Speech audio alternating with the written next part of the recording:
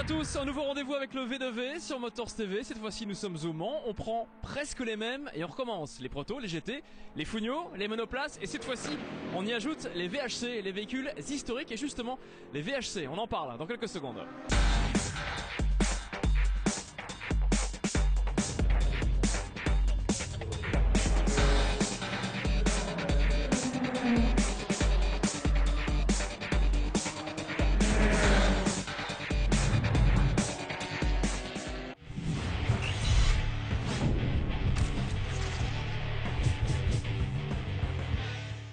Le premier week-end de septembre, l'événement à ne surtout pas louper, ce sera le double tour d'horloge en VHC. Évidemment, ce sera sur le circuit Paul Ricard. Nous y serons et nous y croiserons le dernier vainqueur en date de l'épreuve. C'est Bernard Moreau. Bernard, présentez-nous votre voiture, celle qui a donc gagné cette épreuve en 2012.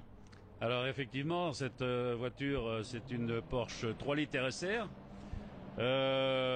C'est un moteur de 3 litres de cylindrée qui développe à environ 315 chevaux avec une admission à guillotine. C'est une voiture fabuleuse, vraiment j'en suis très amoureux. C'est un réel plaisir de conduire une voiture comme ça. On a une voiture qui fait 900 kg pour 315 chevaux, c'est des performances quand même exceptionnelles. Alors effectivement on avait gagné les derniers 2 tours d'horloge avec cette GT, ce que je dirais rarissime qu'une GT gagne une course de 24 heures. Mais il faut dire qu'on avait des conditions dantesques.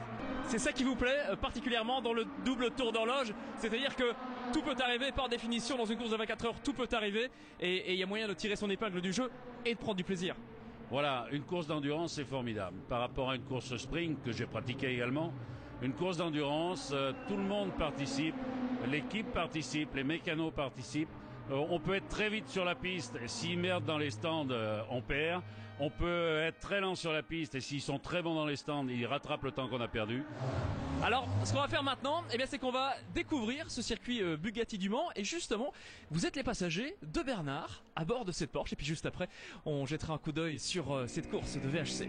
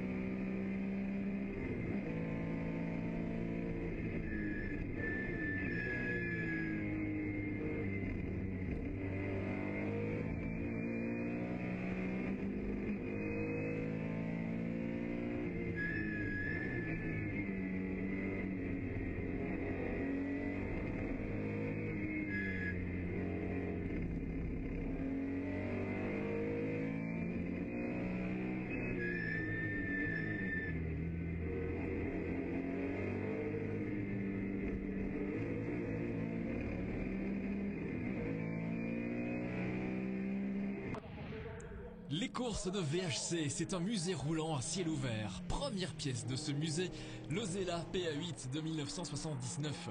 C'est Gérard Pargamine qui est à son volant. Sous le capot, moteur BMW 6 cylindres de 300 chevaux. La boîte de vitesse est à 5 rapports et les freins sont à disque. L'Osella terminera cette épreuve à la 3e place. Autre voiture présente sur le circuit du Mans, l'Elva MK8, un vrai phénomène dans le monde de l'endurance. Cette voiture date de 1965. La marque n'en a vendu que 47. Dans ce monde, c'est la rareté et le palmarès qui font la cote d'une voiture.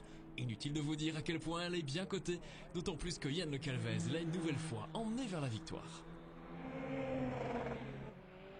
Place à la Porsche 911 2,8 litres RSR de 1973. L'exemple même de la voiture que le gentleman driver utilisait en ville du lundi au vendredi et puis le week-end sur circuit.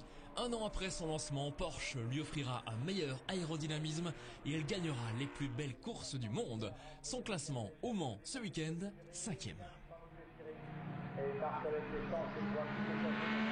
Une Chevron B60 à présent. Elle est pilotée par Jean Legras et Jean-Philippe Debrie. Elle appartient à la catégorie S2000, la catégorie idéale pour bien rouler et se faire plaisir lors du double tour d'horloge des 6 et 7 septembre au Castellet. Ici, sur le circuit du Mans, la vénérable voiture née en 1981 a terminé à la 9e place.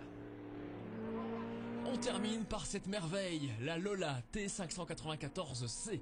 Alain Gérard Duthé à son volant. La voiture a roulé en compétition de 1983 à 1986. Son moteur est un Volkswagen et sa ligne à elle seule représente l'esprit, le look, la tendance des années 80 en compétition.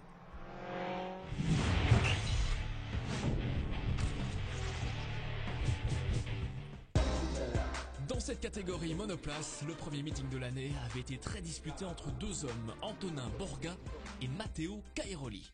Ils sont premiers ex aequo en arrivant ici au Mans. Cairoli a remporté une victoire, mais globalement, il a été trop discret sur le circuit monceau. Antonin Borga a encore été aux avant-postes ce week-end, 2 fois 3e et 1 fois 5e. Dans le passé, il avait déjà participé au challenge monoplace. Il avait même accroché le titre de vice-champion 2012. L'an dernier, on l'avait vu faire de belles choses en proto. 2014 est bien parti pour être un bon cru. Daniele Casaniga, autre pilote à retenir dans ce meeting du Mans. Ses résultats en 3 courses, c'est simple. 3e place, 2e place et victoire. Lui aussi a choisi de rouler sur une Formule Renault récente. C'est forcément la voiture qu'il faut pour viser le titre cette année. Et le plus éblouissant du week-end s'appelle Jordan Perrois, avec notamment 2 deuxièmes places. Jordan, c'est un jeune homme au destin tout à fait particulier. Il y a quelques années, l'autisme le tenait à l'écart des autres. Aujourd'hui, le sport automobile le tire vers le haut et améliore son quotidien. Ce rendez-vous du Mans s'est terminé de la plus belle des manières pour lui, avec une victoire. Après l'effacement du safety car, c'était super, vraiment.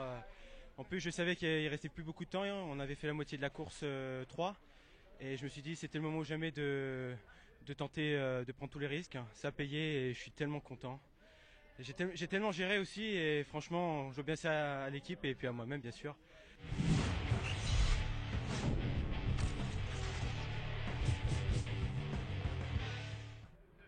Dans la famille Herriot, les Fogno, on connaît bien. Parmi les hommes à retenir de ce week-end, on commence par le pilote de cette voiture numéro 36, Serge, le papa. Pour Serge, la Fogno, c'est une religion, une passion, celle de piloter ces voitures de 590 kg pour 190 chevaux. Les résultats du champion en titre, du chef de file de la famille Herriot, 2e, 3e et 1er.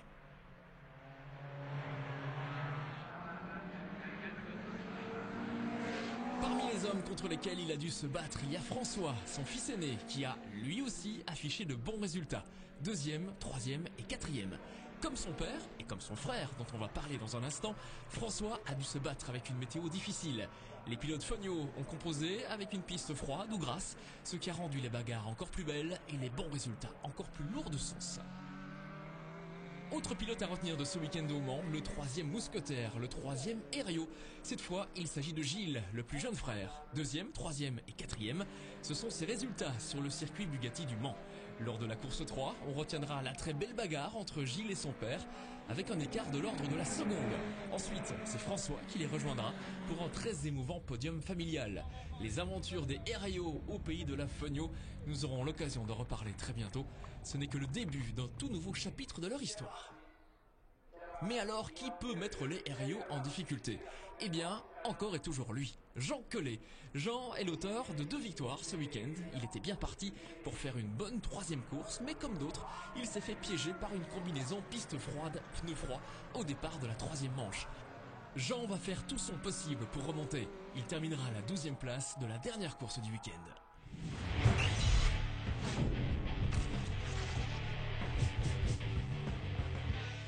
De retour au Mans, on va maintenant s'intéresser aux courses de GT. Je vous présente la famille Nouri, ou en tout cas une partie de la famille Nouri. Ils roulent ensemble en GT sur Porsche. Michel, vous roulerez également au double tour d'horloge sur le circuit Paul Ricard. Ce sera un peu plus tard dans la saison avec la voiture rouge qui est maintenant à l'image. Quelle saveur particulière vous avez à rouler avec cette voiture-là? C'est quoi la grande différence par rapport à cette Porsche moderne? La grande différence déjà, c'est qu'une auto qu'on construit nous-mêmes. Donc le moderne, maintenant on les achète toutes faites. Après bon, il y a des réglages à faire, mais et puis en plus c'est mes années, comme j'ai eu pratiquement une neuve en 73. Et c'est des souvenirs qu'on n'oublie jamais parce que j'ai roulé beaucoup là-dedans. J'ai fait les 100 tours de Manicourt sur l'ancien circuit et là je prends toujours un plaisir de monter dans une ancienne Porsche. Anne-Sophie, vous roulez donc avec votre papa, c'est pas la première fois. C'est quoi le grand avantage de rouler avec Michel? Le grand avantage, c'est que je vais me dépasser un petit peu plus probablement qu'avec un autre pilote, comme dans la vie de tous les jours, comme dans le travail, puisqu'on travaille ensemble depuis 14 ans, j'ai vraiment envie qu'il soit très très fier de moi. Donc lorsque c'est un petit peu compliqué, lorsque vraiment on est à la limite de plus en pouvoir, voilà, c'est le petit truc en plus qui fait que j'ai envie d'aller au bout. Alors, ils roulent tous les deux sur cette voiture, ici derrière nous. Votre course à tous les deux et la course de GT en général. On regarde ça tout de suite. Sur la grille de départ, en pole position, les Lafargue, père et fils. Aux côtés de la Porsche, la Ferrari Vision de Pagny, Perrier, Bouvet. Troisième, la Porsche 007. Quatrième, l'Audi R8 de Thibaut, Proust et Jousse. En troisième ligne, la Ferrari F Corset de Kaufmann et Aguas. Et la Porsche 44 de Mouet. L'événement au départ, c'est l'envol exceptionnel de la Ginetta orange de Mike Simpson. Il récupère en quelques instants la pénalité qui leur avait été infligée aux essais. L'autre phénomène de ces premières minutes de course, c'est le Portugais Rui Aguas sur la Ferrari 51. En 3 tours, il va récupérer 4 positions et prendre la tête de la course. En moins de 10 minutes, le classement a beaucoup évolué. 5e, Patrice Lafargue. 4e, la Porsche 007. 3e, la Ferrari pilotée par Thierry Perrier. 2e, la Ginetta, qui a donc repris 12 places en quelques tours à peine. Et leader, donc, la Ferrari F Corset. Le safety car entre en piste après moins de 15 minutes de course. L'équipe LNT la joue stratège en opérant déjà un changement de pilote. C'est le propriétaire de Ginetta, Lawrence Tomlinson, qui prend le volant. Son équipier, Mike Simpson, a de quoi être satisfait de son départ. C'était un peu agressif, mais il le fallait parce que nous savions que la Ferrari allait l'être. Je voulais rester avec lui, c'est ce qui s'est passé. Jusqu'à présent, c'est nous qui avons le tour le plus rapide. La stratégie a toujours été que si nous avions un safety car, nous opérions le changement de pilote pendant celui-ci. Ce qui fait que Lorenz va avoir un long relais d'1h30 maintenant. On va voir comment on peut revenir sur les heures restantes. On verra où on sera. La Ferrari Vision a pris un bon départ, elle est sur un bon rythme et puis malheureusement, elle est victime d'un souci et rentre dans le box. C'est rare de voir cette voiture numéro 2 en mauvaise posture. On a une surchauffe moteur, la température d'eau est montée à 126 degrés. Donc on est en train de regarder dans les acquis quelle est la raison. Pour l'instant on ne la connaît pas. Voilà, donc hélas. C'est l'abandon pour la Ferrari numéro 2, alors que la numéro 51 de Kaufmann et Aguas pointe maintenant à la 4e place. 4e parce qu'au jeu des passages par les stands, c'est la Porsche 007 qui a pris le commandement. C'est Gilles Blasco qui est au volant. Elle est suivie à la 2e place par Paul Lafargue. 3e position pour Moez et Loger de chez Nouri Compétition. À la mi-course, la Ginetta pointe à la 6e position, mais elle va devoir abandonner en piste à cause d'un arbre de roue cassé. Nouveau safety car et lorsque les feux repassent au vert, c'est un festival Porsche avec en 5e place la 997 Cup S de Demorge et Roy. 4e, la GT3R de Moez et Loger. 3e, Trouillet et Gauvin en 997 Cup. 2e, Ansel, Blasco et Dupuis qui ont perdu la tête de la course au profit des Lafargue, père et fils. Le duo mène le bal à bord de la GT3R numéro 17. Un équipage vient animer la dernière heure de course. Il s'agit des frères Revaz sur leur Lamborghini Gallardo numéro 31. Ils sont 2e du GTV2 et remontent dangereusement vers le top 5 au général. En GTV1, à 50 minutes de la fin, David Loger ramène la Porsche numéro 44 en 3e position. Mon équipier dans les premiers tours a tapé un peu les cônes, donc on a pris un drive-through et en fait il a abîmé les flaps qui est à l'avant. et qui donne l'appui sur les roues avant. Donc en fait, on s'est retrouvé avec une voiture qui glisse beaucoup de l'avant, donc qui est sous-vireuse. Et en fait, je me bats avec la voiture pour essayer de la faire tourner et c'est fatigant en fait. Désillusion pour la Ferrari numéro 51 qui avait pris le commandement de la course dès les premiers tours. Rouillagoas ramène péniblement la voiture pour finalement abandonner. Clin d'œil au sympathique équipage Michel et Anne-Sophie Nourri. Après quelques déboires, ils vont finalement terminer la course dans le top 10 au général et remporter leur catégorie. Un équipage qui a impressionné dans les dernières minutes de course, c'est celui de l'Audi numéro 45, Franck Thibault, Thierry Proust, Maxime Jousse. Un rush final qui va faire les malheurs de l'équipage de la Porsche 29. Trouillet et Gauvin vont perdre la tête du GTV2 et leur 4e place au général. En revanche, l'équipage de la Porsche Noire a résisté au retour de la Lamborghini des frères Revaz. Au drapeau à damier, l'écart n'est que de 3 secondes. Victoire de Patrice et Paul Lafargue, c'est une sacrée revanche puisqu'il y a 3 semaines, Paul a été accidenté en course. Je croyais pas me remettre aussi vite depuis l'accident, mais on a fait une super course. Super course tous les deux, d'enfer, que du bonheur. Voilà. Nous le verrons dans un instant, la course de Proto s'est très mal passée pour l'équipage. Sur la même journée, ils sont donc passés de la désillusion à la joie. C'est excellent, puis surtout pour lui, il a même pas pu piloter ce matin, là, putain, non, c'était l'enfer. Non, super rattrapé, puis il y a 2 belles courses en GT comme ça, là, pour commencer, c'est le top.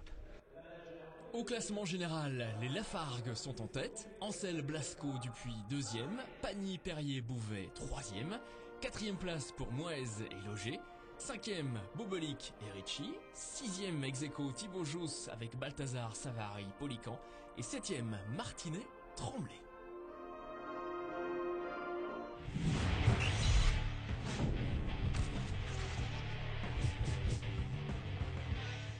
Dernière épreuve à vous présenter aujourd'hui, les protos, une Pescarolo au Mans, on ne pouvait pas passer à côté. Jean-Philippe Perrier, vous êtes le chef de projet de cette voiture, présentez-nous votre bébé. Aujourd'hui nous sommes ici pour la première course avec ce nouveau véhicule, qui est la version fermée du proto qu'on a sorti il y a déjà 5 ans de cela, pour l'école ACO, puis d'autres clients privés, nous en avons notamment une aux États-Unis. Donc le but nous aujourd'hui est simple, c'est simplement de déjà faire rouler le véhicule en conditions de course, et puis petit à petit de progresser pour qu'on puisse avoir un véhicule qui est agréable pour les gentlemen, ainsi de suite. Donc c'est une alternative à ce qui existe aujourd'hui sur le plateau, puisqu'on a une voiture qui a un poids un peu plus conséquent, mais avec un agrément de conduite qui est un petit peu plus sympathique, et notamment un gros moteur qui permet aux gentlemen de vraiment se faire plaisir en ayant une puissance disponible à tous les instants. Les courses de proto sont toujours très animées en V2V. Comment s'est passée celle disputée ici sur le circuit Bugatti du Mans? Voici la réponse. Sur la première ligne, on retrouve Baul, Besançon, Tétinger, Findlay en pôle, Danielou et Piala à leur côté, et seul sur la deuxième ligne, la numéro 1 des champions 2013. Seul Carla Célesport, numéro 30, est sorti durant le tour de mise en formation, tout comme la voiture des Lafargue père et fils.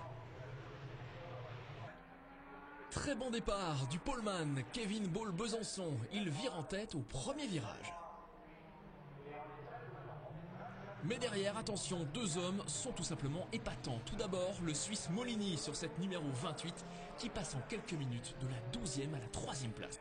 Mais celui qui réussit encore une fois un départ éclatant, c'est Léo Roussel sur la numéro 19. Il lui a fallu moins de 1 tour pour passer de la 11e à la 1re place. Une vraie performance alors que la piste est encore humide. Premier safety car après 7 minutes de course. Beaucoup d'équipages en profitent pour faire un des 3 passages obligatoires par la voie des stands. Au drapeau vert, le classement est le suivant. 5e, la Ligier numéro 36. 4e, la Tatus de Serna Giotto. 3e position pour les frères Lae sur la 35. 2e, Danielou et Piala. Et en tête, Molini sur la Norma. Le poleman Kevin Baul Besançon a disparu du top 5. La voiture est victime de problèmes électriques. Ce sera un long chemin de croix pour cette voiture qui va repasser plusieurs fois par les stands. La 30, 4e aux qualifications, a enfin quitté son box, mais Jean-Ludovic Foubert se fait rapidement piéger. Au premier tiers de la course, Jean-Baptiste Lahaye passe le relais à son frère. Ils sont à ce moment leaders de l'épreuve. Un départ compliqué, difficile, la piste était vraiment humide, j'ai préféré pas prendre de risques, laisser passer un peu ceux qui osaient plus sur le gras. D'un coup la piste s'est mise à bien s'améliorer sur les trajectoires. Tour en tour, j'ai essayé de passer de plus en plus vite, les pneus commençaient à réchauffer, la confiance est revenue et les tours s'amélioraient. La numéro 2 réalise une très belle remontée. Le duo Vaglio-Georz-Buret avait accroché la 5e place des qualifications. Après un départ moyen, l'équipage a cravaché. Timothée Buret a affolé le chrono. Au moment de passer le relais à son équipier, la voiture est 3e au classement général. On a décidé avec Christian de changer de pilote au safety car pour gagner un changement de pilote par rapport aux autres. Je pense que la stratégie elle a été payante. C'est super, Christian va bien rouler et puis voilà, ça va être nickel. Des nouvelles des champions en titre Mondolo et Zollinger. Leur équipier Dagono a tapé en début de course, ce qui leur a fait perdre beaucoup de temps. L'équipage terminera 10e. Un zoom également sur le seul équipage féminin en proto, Sarah Reeder et Flick Egg. Après 2 heures de course, elles sont 7e au général et premières de leur classe. Malheureusement, la malchance va encore les frapper. La Juno va passer beaucoup de temps dans le box. Le tandem terminera à l'avant-dernière place. De leur côté, Wolf, Molini et Attias chutent aussi dans le classement. Lors d'un passage au stand, la 28 a mis beaucoup de temps à redémarrer. Classement final de l'équipage, une triste et anonyme 18e place. La numéro 8 avait débuté la course loin, à la 13e place. Magnifique effort de l'équipage qui pointe en 3e position à 30 minutes de la fin. Une performance d'autant plus belle que Capillaire, actuellement au volant, vit un week-end compliqué. Ah, plus que compliqué puisqu'il était en LMS ce week-end à Silverstone, il a fait 7e à Silverstone avec une nouvelle voiture, donc ça promet beaucoup pour la suite et pour Le Mans en particulier. Il est rentré hier soir avec un petit avion privé pour nous rejoindre et il a sauté dans la voiture et là il essaie d'aller nous chercher le podium. Sur la fin de course, la jeunesse s'exprime au Mans. Léo Roussel a repris le volant de la 19, il ne roule pas, il vole. C'est d'ailleurs lui qui va s'adjuger le meilleur chrono de l'épreuve. Autre jeune talent, Maxime Piala, déchaîné, qui fond littéralement sur Vaglio-Georz et qui vient lui ravir la première place. Les positions resteront inchangées jusqu'au bout. Voici le top 5 final. Bassora, Robert Moncler en 5e position. Jean-Baptiste et Mathieu Lahaye, 4e. 3e place pour Capillaire, Cavaillès, Gélin. 2e, Vaglio-Georz-Buret. Et donc, victoire pour le tandem Danielou et Piala qui tiennent aujourd'hui leur revanche au vu de leur déboire d'il y a 3 semaines.